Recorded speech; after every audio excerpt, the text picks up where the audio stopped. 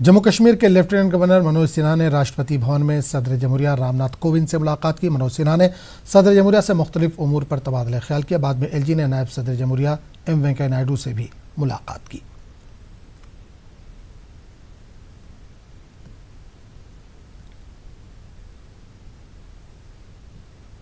कांग्रेस को अभी तक नया सदर नहीं मिल सका। नए सदर के इंतखाब का अमल जारी है। इस बीच अबूरी सदर की हैसियत से सोनिया गांधी को आज 1 साल पूरा हुआ। जब तक किसी को जिम्मेदारी नहीं दी जाती तब तक सोनिया गांधी के हाथों में ही पार्टी की बागडोर रहेगी।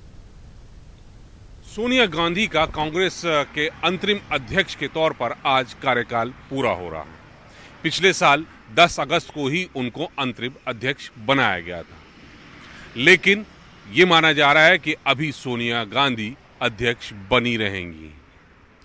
कौन अगला अध्यक्ष होगा, किसके सिर पे ये ताज होगा, ये अभी साफ नहीं है, लेकिन ये ज़रूर है कि सोनिया गांधी अभी अध्यक्ष बनी रहेंगी।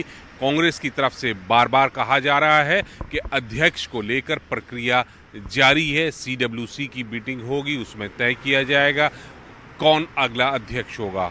अगर ज़रूरत पड़ी तो चुनाव भी कराया जा सकता है, क्योंकि कई जो बड़े दिग्गज नेता हैं, चाहे वो मणिशंकर अय्यर हो, मनीष तिवारी हो, दिग्विजय सिंह हो, सब चाहते हैं कि अध्यक्ष बने। लेकिन इन सब की राय ये है कि ज़्यादातर कि राहुल गांधी को, खास करके जो दिग्विजय सिंह हो या कमलनाथ हो या छत्तीसगढ़ के मुख्यमंत्री भूपेश बघेल हो, सब चाहते हैं कि अध्यक्ष की जिम्मेदारी अब राहुल गांधी को लेनी चाहिए।